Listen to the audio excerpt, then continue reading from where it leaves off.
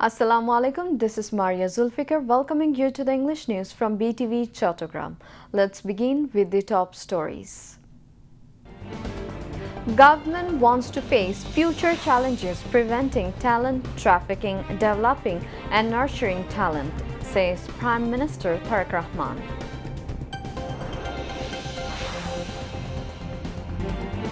Advance train ticket sale for Eid al-Azha to start tomorrow.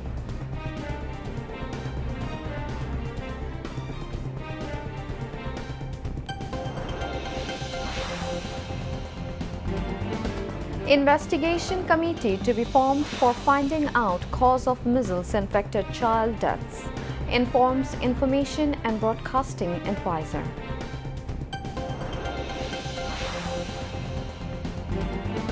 Chattogram City Mayor calls upon to work to fulfill 100% target as 94% measles-rubella vaccination completed in the city.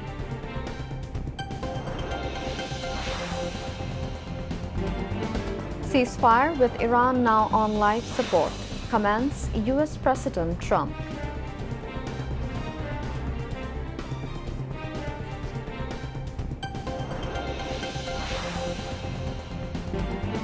And Bangladesh take 1-0 lead in two-match series, defeating Pakistan by 104 runs in opening test at Mirpur. Prime Minister Tariq Rahman congratulates Tigers.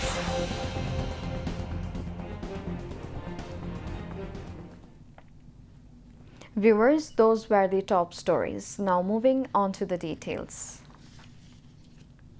Prime Minister Tariq Rahman has urged universities to move beyond traditional academic teaching and place greater emphasis on research and innovation to remain competitive in the modern world.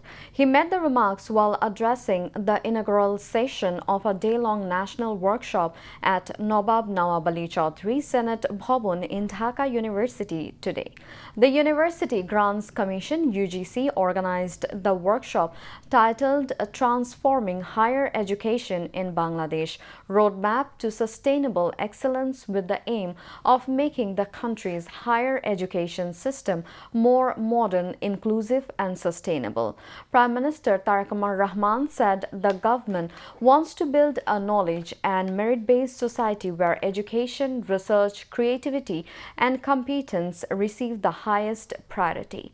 He stressed the need to redesign the country's conventional education system in line with modern technological demands. The Prime Minister also called for stronger collaboration between universities and industries and said industrial demands should be incorporated into curriculum development. He said the government has already started work to modernize the national curriculum from the primary level to higher education, focusing on practical and employment-oriented learning. Highlighting unemployment among graduates, Tariq Rahman said many educated youths remain jobless because they fail to acquire practical skills alongside academic qualifications. The Prime Minister also urged all sections of society to remain vigilant so that technological advancement does not weaken the country's long-standing religious, social and moral values. যারা সুযোগ বা সুবিধা পেলে বিশ্বমানের কিছু করা তাদের পক্ষে অসম্ভব নয়। মেধা পাচার রোধ করে মেধার বিকাশ, মেধা লালন করে আমরা ভবিষ্যৎ চ্যালেঞ্জ মোকাবেলা করতে চাই একসাথে। বর্তমান গণতান্ত্রিক সরকার একটি জ্ঞান ও মেধাভিত্তিক রাষ্ট্র এবং সমাজ গড়ার কাজও শুরু করতে চায়।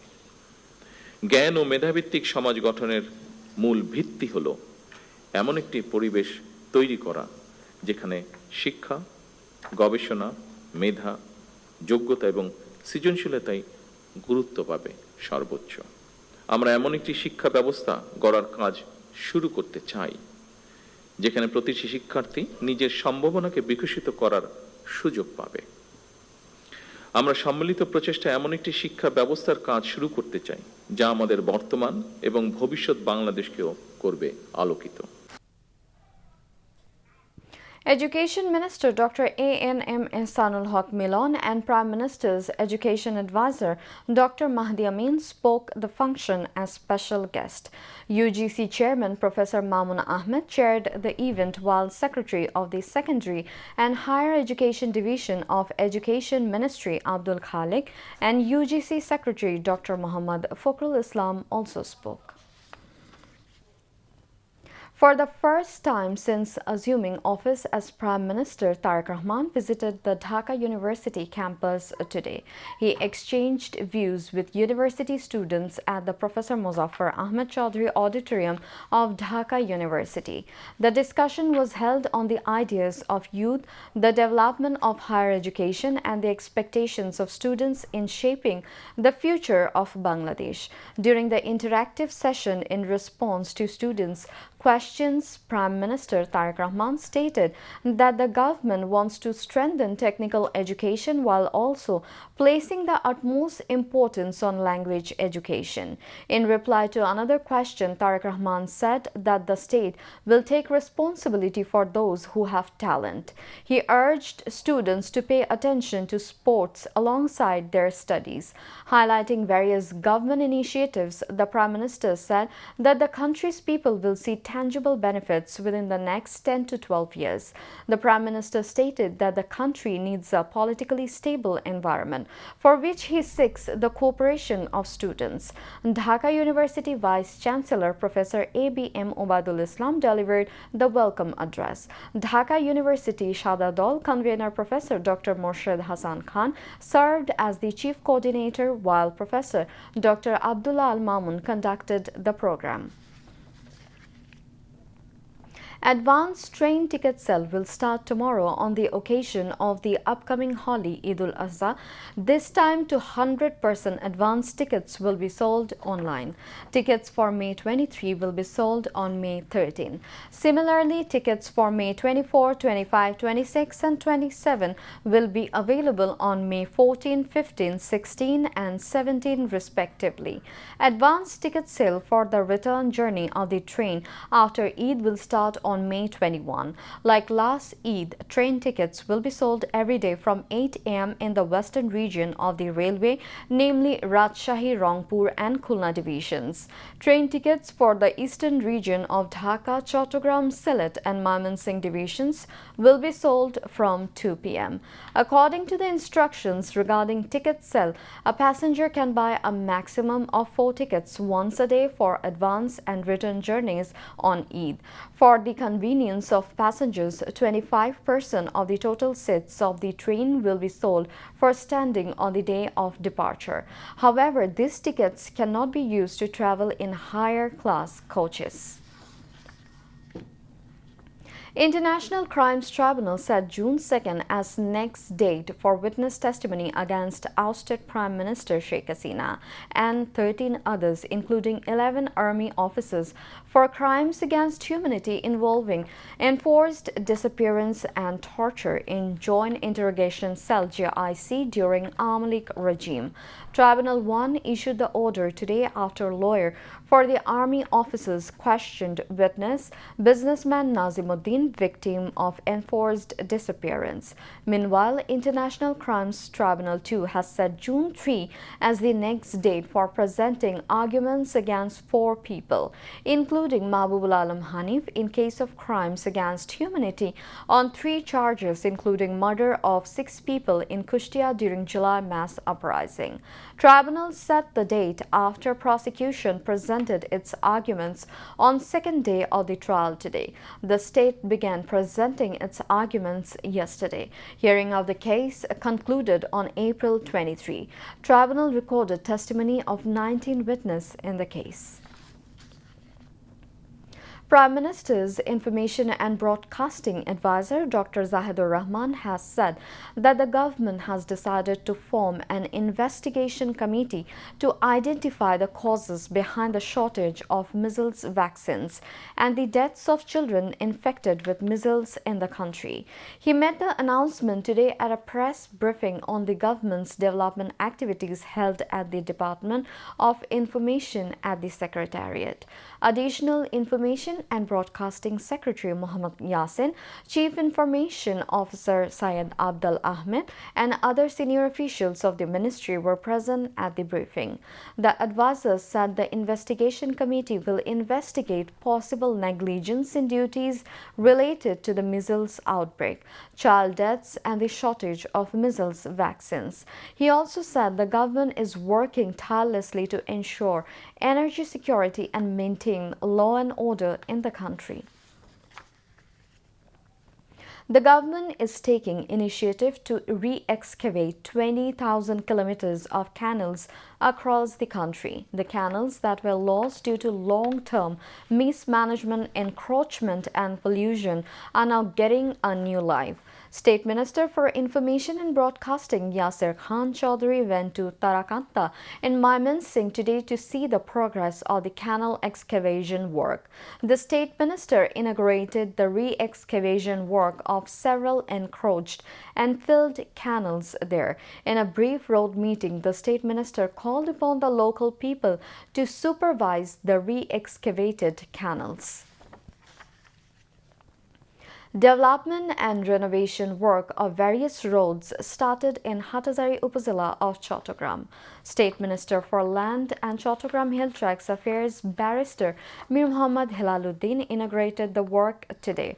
Earlier, the State Minister distributed VGF rice among low-income people at the Hatazari Municipality office and inaugurated street lights in the municipality. At a program organized on this occasion, the State Minister said that Hatazari would be a model parliamentary constituency of Chattogram. He said many things have already been visible. Many more will be visible after the next 3 months. Hatazari Municipality Administrator and UNO Muhammad Abdullah Al Mumin presided over, while Upazila administration officials and Upazila and municipality BNP leaders were present on the occasion. Later, the State Minister inaugurated road development work in Kanchanpur of Farhadabad Union of the Upazila. After that, he inaugurated rural road development work in Thala Union.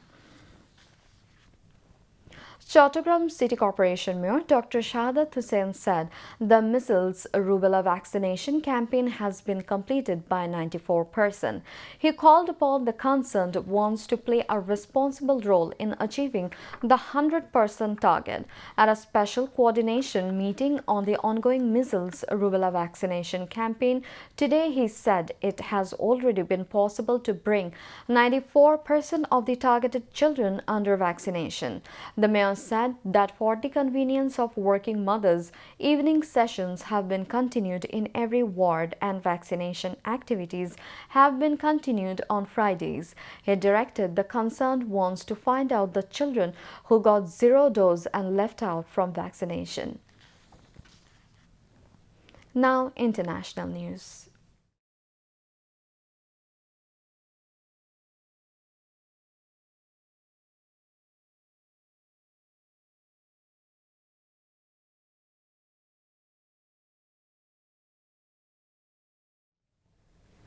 US President Donald Trump said the ceasefire with Iran is on life support after rejecting Tehran's latest proposal to end the conflict, calling it totally unacceptable and garbage.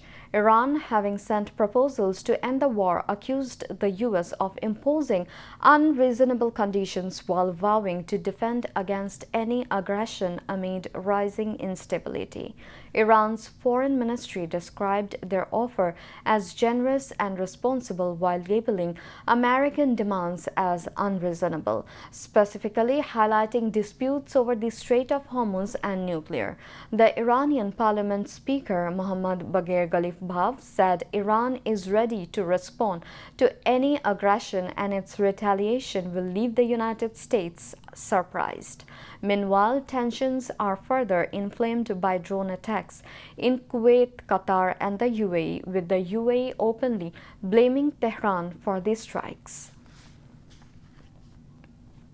British Prime Minister Keir Starmer is facing mounting pressure after as many as 70 members of parliament called for him to resign. Three ministers, including Jess Phillips, a high-profile Labour politician, have quit in protest as Prime Minister Keir Starmer refuses to heed growing calls to resign.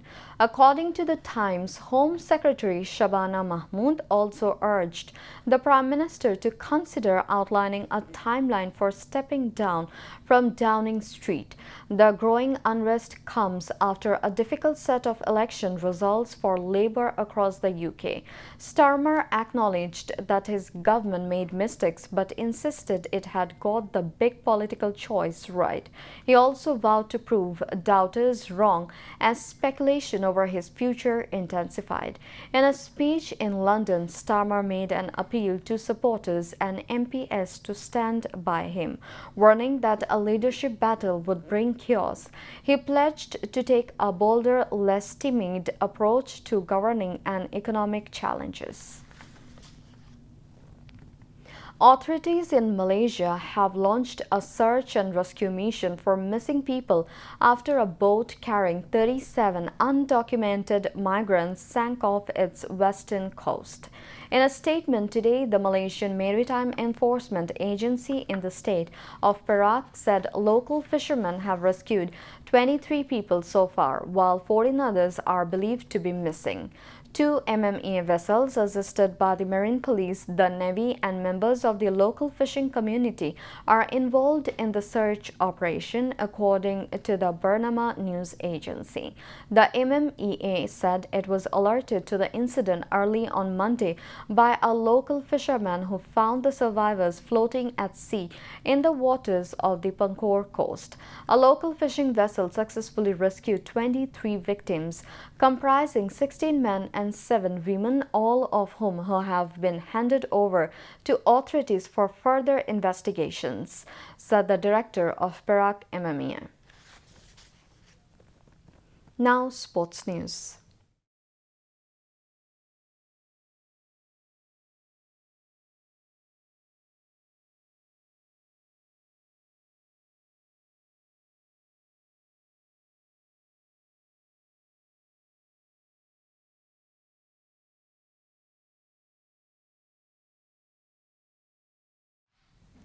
Cricket. Bangladesh secured a crushing 104-run win over Pakistan in the opening test, riding on stellar performance from skipper Najmul Hossain Shanto and fast bowling sensation Nahid Rana at Sher-e-Bangla National Cricket Stadium. Chasing 268 for victory, Pakistan were bowled out for 163, with Nahid finishing with his career best 5 for 40 in a fiery pace display that dismantled the visitors after tea on day 5.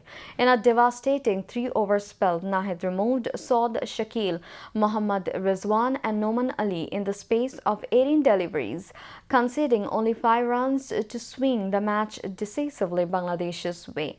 Taskin Ahmed provided the early breakthrough and reached the milestone of 50 test wickets. Mehdi Hassan Miraz and Taizul Islam stifled the visitors with disciplined spin, sharing 3 wickets between them to wrap up the tale. Early